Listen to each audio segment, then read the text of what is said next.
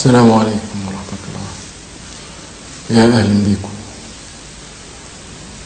الطبيعة اللي احنا عايشين فيها تموج بكل أنواع الإشعاعات،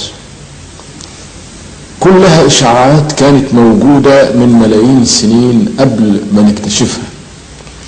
يعني أشعة مثلا ألفا وبيتا وجاما اللي اكتشفناها دي كانت موجودة قبل كده، كانت موجودة من الأزل، لكن كانت بتوصلنا بكميات ضئيلة وغير ضارة. لكن لما تدخل الإنسان بعلمه وصناعاته وعمل المحطات النووية والمفاعلات الذرية، أدخل مصدر خطير للإشعاعات، وإشعاعات بمعدلات مركزة ومكثفة وضارة، واضطر أمام الأخطار اللي تسبب فيها إنه يرجع يعمل محطات للتخلص من النفايات المشعة. الوقود اللي بيستعمله الإنسان بيتخلف عنه 3% نفايات خطرة ومشعة، والإشعاعات من هذه النفايات بتتسرب إلى الهواء والمية والتربة والأرض والمزروعات، فبقى قدامه مشكلة يعمل فيها إيه؟ فبيحطها في حاويات ضخمة جدا من ستينلس ستيل ويدفنها على أعماق بعيدة في الأرض. نفايات البلوتونيوم مثلا تظل نشطة وبتطلع إشعاعات رغم دفنها تحت الأرض لمدة 240,000 سنة وبعدين تنطفئ. طبعا ده شيء خطير جدا، لأن معناها إن هذه النفايات هتظل تطلع إشعاعات، فكل الأجيال اللي جاية بالنسبة للأولاد وولاد الولاد وأحفاد الأحفاد وأحفاد أحفاد الأحفاد لغاية 40,000 جيل، حتى أنها تطلع إشعاعات لغاية ما تتحلل بعد 240,000 سنة وتنطفي. نفايات السيزيوم بتقعد 300 سنة شغالة تطلع إشعاعات، معناها 5 أجيال.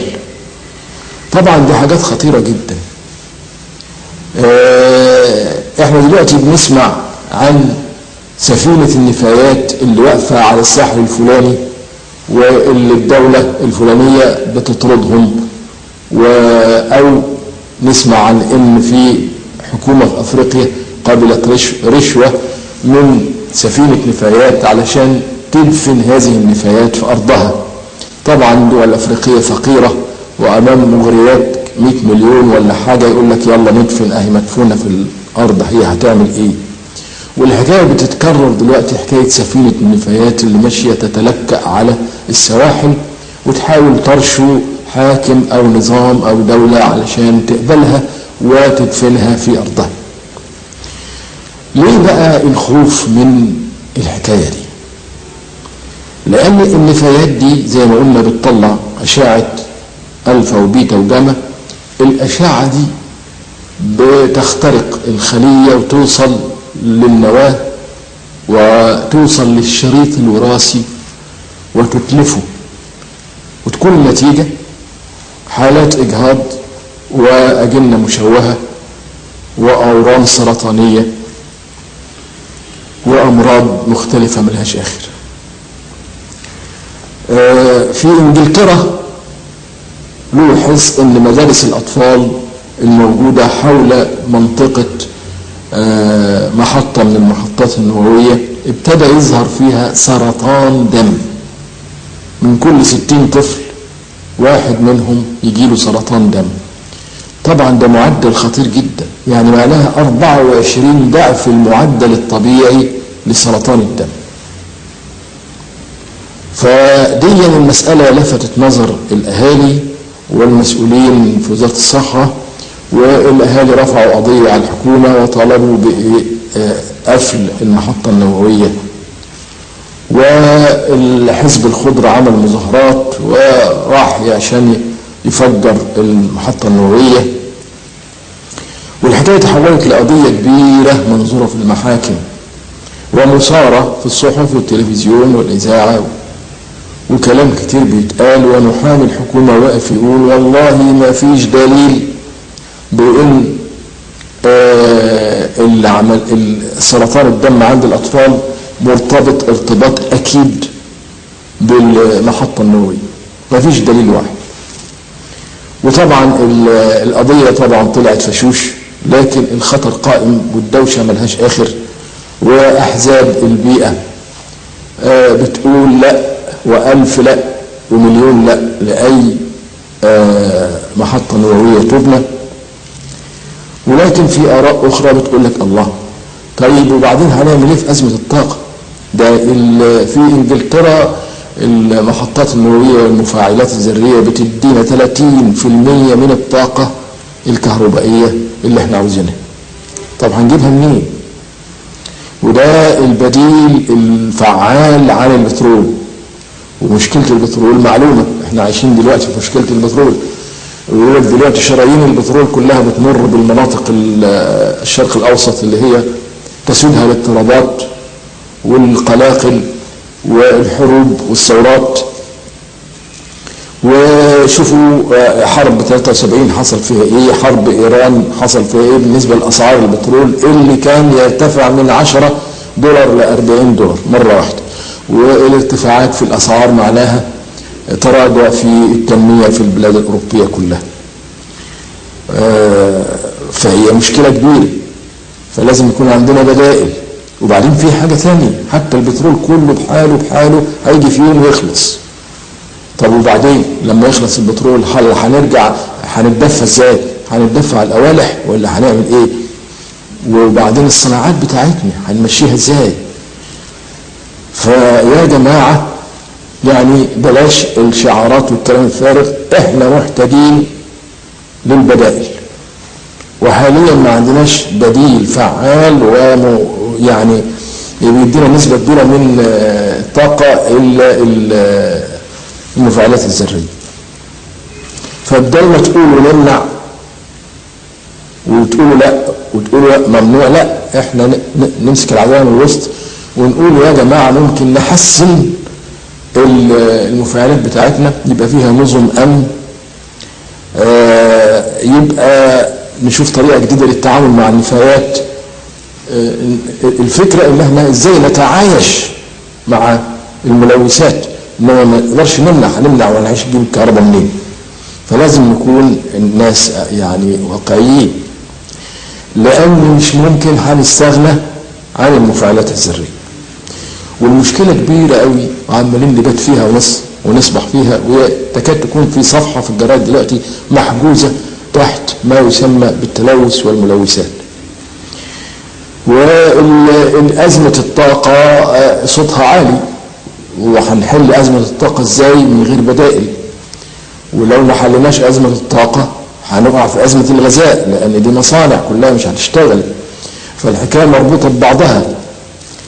ولو ابتدينا نحل بالمفاعلات ونحاول نداوي المسألة بالبدائل دي، بيجي التلوث دائرة مفرغة من الإشكالات، ونشوف الفيلم ونتكلم بعدين عن القضية. زي ما قلنا اللي احنا شايفينه دي جبال على ساحل انجلترا عمرها 1000 مليون سنة، ودي آثار رومانية من 2000 سنة بنينها بزلط من الجبل. لو جبنا العداد هنسمع الطقطقة اللي تدل على، ونشوف المؤشر بيلعب اهو، يعني معناها في اشعاع طالع من الجبل. ده اشعاع طبيعي موجود من الازل وبكميات ضئيلة وغير ضارة. لكن الانسان لما تدخل بصناعاته وعلمه وعمل المفاعلات الذرية والمحطات النووية، ادخل مصدر خطير من مصادر التلوث، والنفايات كانت كارثة لأنها بتطلع كم من الإشعاع المكثف الضار. طبعا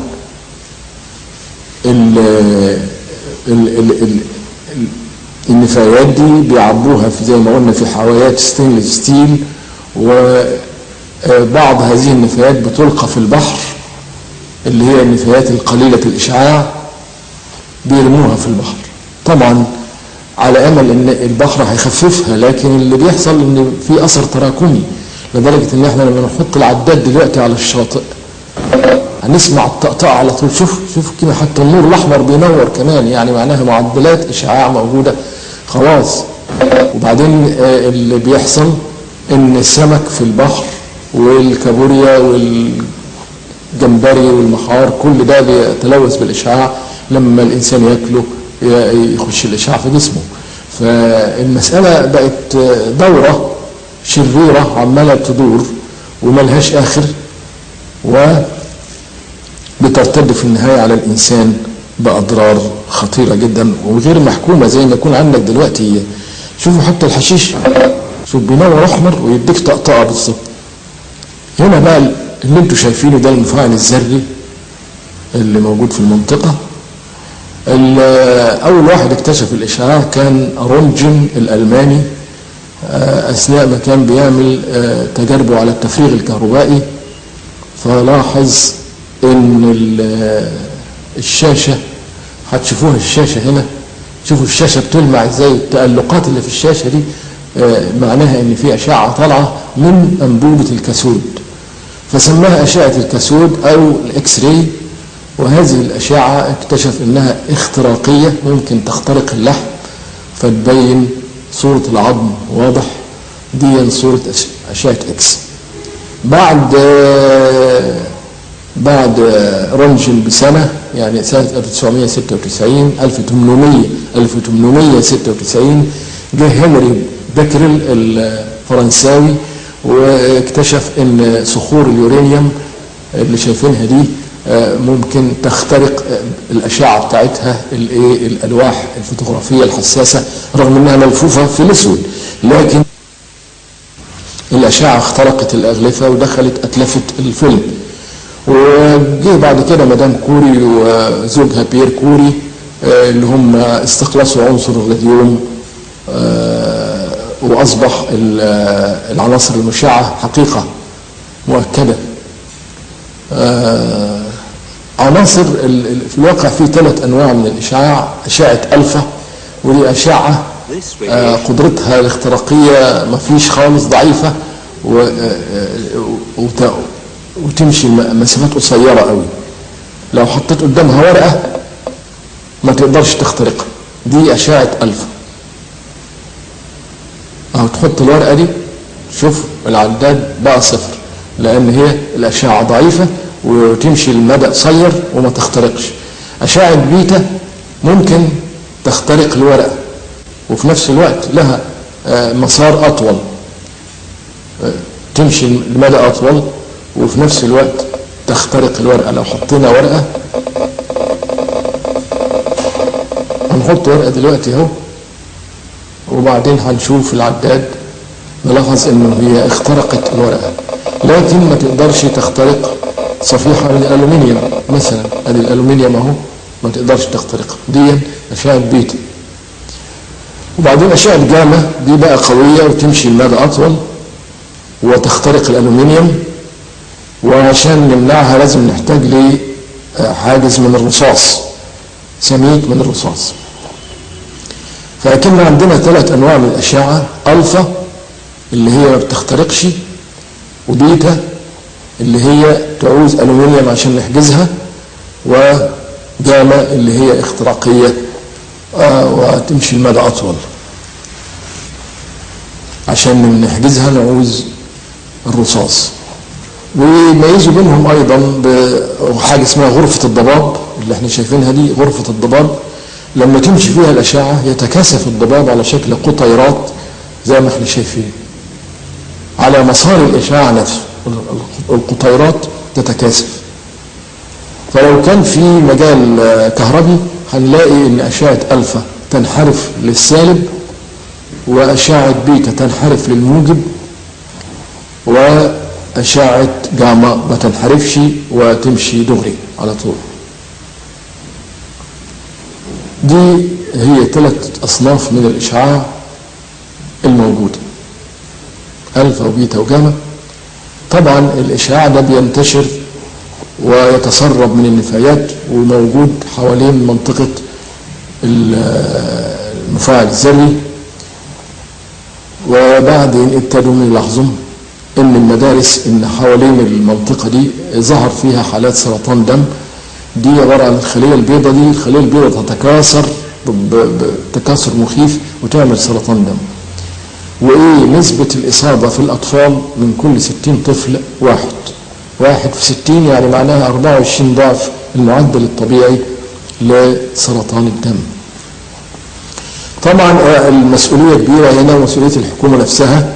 هنا المدير بيدافع عن الحكاية دي، بيقول يعني ان في الواقع ان ما نقدرش نثبت الارتباط بين المصنع والنفايات والاشعه اللي طالعه منه وبين حالات سرطان الاطفال. ممكن يكون في سبب اخر، ما فيش اثبات قاطع عن هذا الارتباط. وطبعا القضيه اترفعت امام القضاء والمحامي دفع بهذا الكلام ان ما فيش ارتباط مؤكد. فصاحبنا ده الدكتور المسؤول عن المنطقه بيقول ان بالعكس، ده واضح انها حصلت في منطقه جنب المفاعل، بينما المناطق الاخرى سليمه. يبقى هنا الارتباط واضح. على اي حال طبعا القضيه طلعت في شوش، ولكن اثارت ضجه كبيره جدا في الصحافه.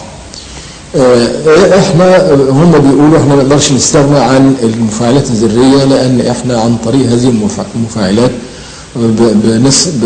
بنولد كهرباء 30% من الطاقه الكهربائيه في البلد، وفي نفس الوقت بنعمل حاجات زي اللي بيسموها النظائر المشعه. النظائر المشعه دي او الايزوتوبس دي بتستعمل في الطب وبتستعمل في صناعات كثيره، زي هنا دي النظائر المشعه وازاي بيشيلوها.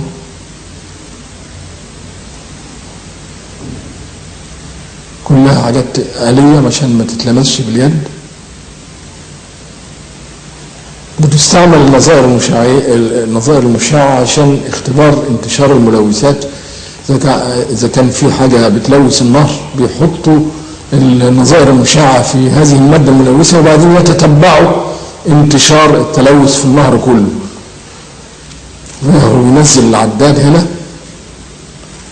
ويشوف اذا كان التلوث وصل، يبقى على طول الكمبيوتر يقيس. كذلك في صناعه الورق، عشان يعملوا السمك المطلوب بالظبط بيستعملوا النظائر المشعه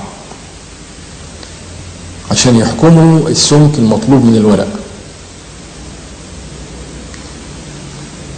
ايضا عشان هنا الكمبيوتر بيقيس عشان يطلع لك الورقه بالسمك المطلوب. ايضا في مساله الاثار، الشروخ اللي بتبقى في الاثار كان زمان بيعالجوها بانهم يعملوا دعامات من وسائلات وحاجات بالشكل ده بتتلف شكل الاثار. دلوقتي بيعرفوا الشروخ دي عن طريق التصوير بالنظائر المشعه. فهنا بيصور الاثر وبعدين اهي الشروخ بانت اهي في الاشعه، فيقدر يستعمل خوابير من الصلب بسيطه بالشكل ده ويحمي الاثار. اصبح النظائر المشعه دي بتؤدي وظائف كثيره في صناعات كثيره، وفي الطب وفي العلاج وفي التشخيص وفي كل حاجه. وايضا احنا قلنا ان توليد الكهرباء 30% من الكهرباء في انجلترا بيعتمد على المفاعلات الذريه. اللي بيحصل هي ان في قلب المفاعل نفسه بيحصل انشطارات ذريه زي ما احنا شايفين، انشطارات متسلسله ترفع درجه الحراره. نوع من الانشطار المتسلسل بيرفع درجه الحراره. لكن هذا الانشطار ما بيوصلش لدرجة انه يفجر المصنع، ما يعملش قنبلة ذرية. ليه؟ لان احنا بنحكم هذا الانتشار عن طريق حواجز مخصوصة من الرصاص عشان تمتص النيوترونات. هنشوف هنا اللي بيعملوها ازاي. اهو الحواجز اللي في النص دي بتمتص النيوترونات، وبذلك نقدر نحكم عملية الانشطار، وتبقى الحرارة محكومة وما توصلش لانفجار. تبقى الحرارة يا دوبك انها تشغل التوربينات بتاع المولد الكهربائي. النفايات 3% نفايات بنعبيها في حاويات ستينلس ستيل اللي انتم شايفينها دي، وبعدين نقطرها لمحطة التخلص من النفايات. كل دي حاويات مليانة نفايات وحاويات من الستينلس ستيل. هنا محطة التخلص من النفايات.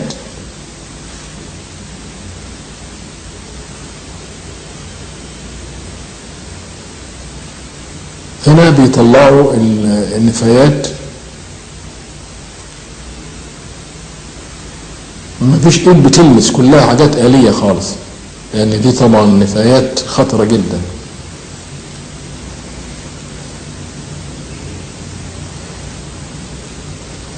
وبعد كده تتدفن تحت الأرض حسب نوعها.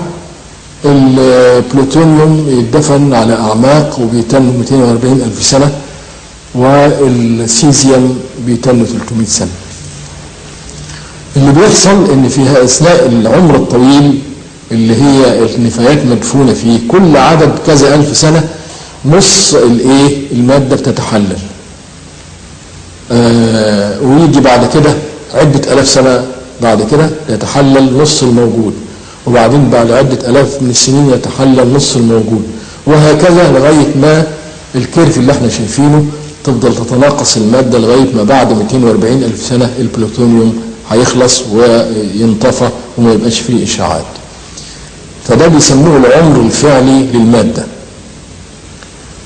وطبعا أعمار خرافية، 240 ألف سنة دي شيء رهيب. يعني معناها إيه؟ يعني معناها هيحصل أولادنا أولاد أولادنا أولاد أولاد أولادنا وأحفادنا والأحفاد الأحفاد وأحفاد الأحفاد 40 ألف جيل، والمادة لسه موجودة تحت الأرض بتطلع إشعاعات.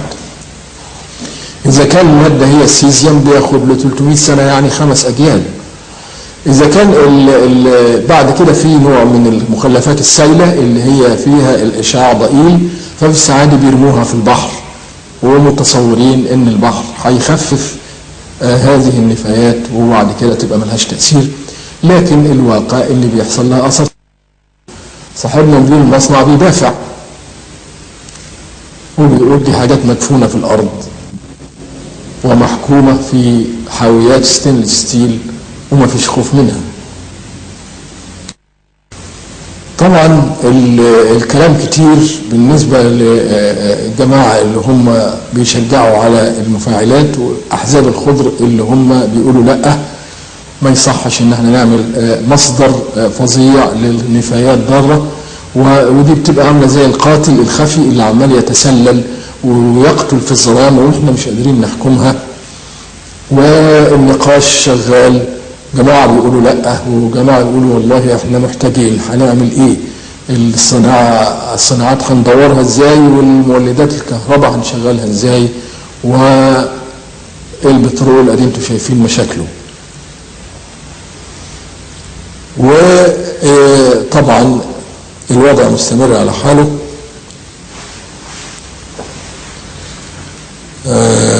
واضح ان مشكلة التلوث هي مشكلة الساعة، وهي قد كده مشكلة حيوية لدرجة انها خلقت حزب جديد اسمه حزب الخضر واحزاب البيئة المختلفة، والجدل شغال على اخره والخناقات ملهاش اخر. جماعة نقولوا نمنع، عاوزين نكسر ونوقف كل الصناعات الذرية وكل المحطات النووية وكل المفاعلات، وجماعة بيقولوا والله ما نقدرش نستغنى. البترول ادي انتوا شايفين الوضع بتاعه ومشاكله، وبعد كده البترول هيجي في يوم ينفد تماما وفي سعادة هنقع في حسبيس، هنتدفى ازاي، هنرجع لعصر الأوالح ولا هنعمل ايه، والصناعات هنمشيها ازاي. إذا لابد مما ليس منه بد، ويبقى المشكلة هي إن احنا كيف نعاشر التلوث. إنما مش هنقدر نمنع التلوث خالص، ازاي نعاشره، ازاي نحاصره، كيف نحاصره. التلوث حاليا مشكلة شاملة يعني على جميع المستويات. نبتدي بتلوث المية،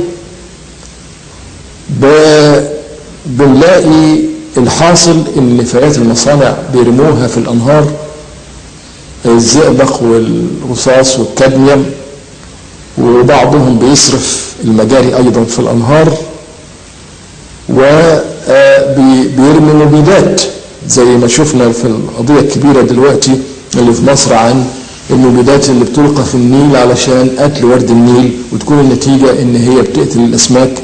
وعارفين دلوقتي ان البلطي انتهى امره خلاص في النيل، بقى لونه ازرق وما يتاكلش، واصبح كله مريض.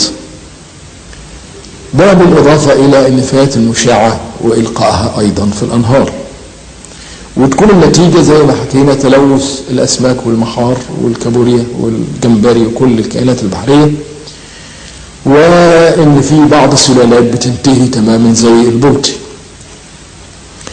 لما نيجي للهواء، تلوث الهواء بعوادم السيارات، اكاسيد الكربون والكبريت والازوت، وايضا الاشعاعات المختلفة اللي بتتسرب. لما نيجي للتربة نلاقيها برضو تتلوث بالمبيدات والكيماويات والاسمدة الصناعية والنفايات المشعة اللي بيدفنوها فيها. نيجي للمزروعات والمأكولات، هنلاقي ان الخضار والفاكهة والحبوب والبقول واللحوم بتاع الماشية، لانها بتاكل برضو من الحشائش دي، وبالتالي الالبان كل ده بقى ملوث، سواء كان مبيدات واشعاع وكيماويات وكل ده. اخر حاجة الفرقعة الكبيرة بتاع مادة الديوكسين اللي شفناها في حلقات سابقة، وهي هذه المادة هي أحد شوائب المبيدات، والقدرة السمية بتاعتها بتوصل لحوالي 100,000 ضعف لأي سم آخر موجود. أيضا الكلام اللي بنقراه في الصحف عن تآكل طبقة الأوزون، وسبب الحكاية دي الفريون اللي بيطلع من الثلاجات، ومادة الكلوروفلوروكربون اللي بيسموها اختصارا CFCs، وهي اللي في الفريون، وهي ايضا اللي في الرشاشات المختلفة اللي بتعمل سبراي. CFCs او هذه المواد بتطلع لغاية طبقات الجو العليا وتدمر الاوزون، وتدمير الاوزون يعني ارتفاع درجة الحرارة، ذوبان الثلوج، غرق السواحل، ودي كلها مصايب ملهاش اخر. غير الحاجات دي كلها في تلوث انواع مختلفة اخرى من التلوث. تلوث الضوضائي نتيجة الكلاكسات والديسكو والبلدوزرات والحفارات والطائرات النفاثة، وعارفين ان التلوث الضوضائي ممكن يعمل ايه في العصب السمعي ويعمل ايه في ضغط الدم، وبيعتبر احد اسباب امراض التوتر اللي هي الذبحة والجلطة والسكر والغدد والى اخره. غير كده في حاجه اسمها التلوث الالكتروني. ليه؟ ايه التلوث الالكتروني؟ احنا طبعا عارفين ان هناك الاف الاقمار الصناعيه بتلقى في الفضاء. طيب الاقمار الصناعيه اللي بتترمي في الفضاء بتعمل احزمه معينه من المجال المغناطيسي وبتتداخل مع الجرافيتي فيلد، ومش عارفين ممكن تؤدي الى ايه من اخطار مجهوله. ايضا الدوائر الالكترونيه دلوقتي في كل بيت فيه 20-30 دايره من الدوائر الالكترونيه، جرس الباب دايره الكترونيه، التليفون، التلفزيون، الانسر ماشين، الراديو، الفاكس، كل العدد دي عباره عن دوائر الكترونيه. هذه الدوائر الالكترونيه بتتداخل مع الدوائر الالكترونيه بتاع المخ، ممكن تعمل انواع من الصداع المزمن وامراض مجهوله لسه ما عرفناهاش. وبعدين تهرب من الحاجات دي فين؟ هتروح السينما والنادي والمسرح، كلها برضه دوائر الكترونيه من انواع مختلفه. فده بيسموه دلوقتي التلوث الالكتروني، ان الانسان بقى محاصر بالدوائر الالكترونيه وبتتداخل مع دوائر المخ نفسها. غير كل هذه الانواع من التلوث المادي، في تلوث اخر، انواع تلوث اخر اسوأ. التلوث الثقافي مثلا، غسيل المخ بالاعلام الموجه وفكر الحزب الواحد والفاشيه والشيوعيه والماركسيه. وعرفنا الشيوعيه عملت ايه في الشعوب، دي لبست الشعوب جاكيته جبس. الاقتصاد المصري نتيجه قرارات الاشتراكيه في الستينات اتحط في جاكيته جبس، وانتهى به الامر الى المعاناه اللي احنا عايشينها دلوقتي. وشفنا دول كانت قمه في الغنى تحولت الى الافلاس. مين يتصور ان روسيا تتسول الرغيف وان الشعب طوابير عشان يلاقوا لقمه؟ كارثه اسمها التلوث الثقافي والتلوث السياسي. وفي غير كده التلوث الاخلاقي، العري والانحلال والشذوذ الجنسي والمخدرات، الفن العابس، السينما الهابطه، المسرح الهازل. كل ده بيشيع نوع من السلوك المنحرف ويعمل موضه جديده اسمها اشباع الشهوات بلا ضابط وبلا رابط. الليبراليه الغربيه اللي جعلت من حق الاغلبيه البرلمانيه انها تمرر اي قانون حتى لو كان هذا القانون ضد الاخلاق وضد الدين وضد الاعراف المستقره. ما دام الاغلبيه صوتت على القانون ده يمرروه، والنتيجه ان هذه الانظمه جعلت الاباحيه حق من حقوق الافراد يحميها القانون. دلوقتي في اوروبا في الحدائق العامه نشوف الانحلال عين عينك، وهذا الانحلال بيحميه العسكري، لان في قانون دلوقتي اصبح من حق الفرد انه يستمتع بالاباحيه.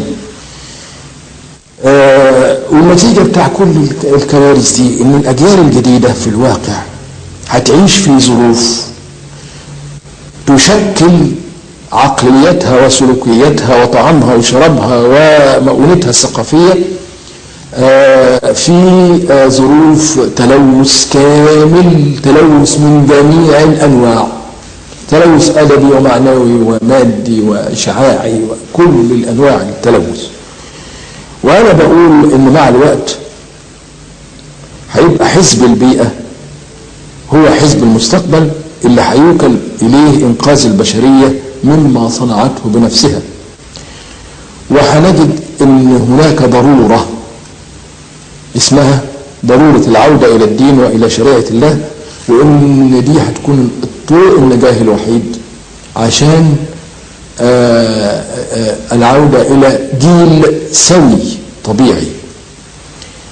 وأرجو أن نستطيع الخروج من هذه الأزمات بسلام. وإلى حلقة قادمة إن شاء الله، والسلام عليكم ورحمة الله.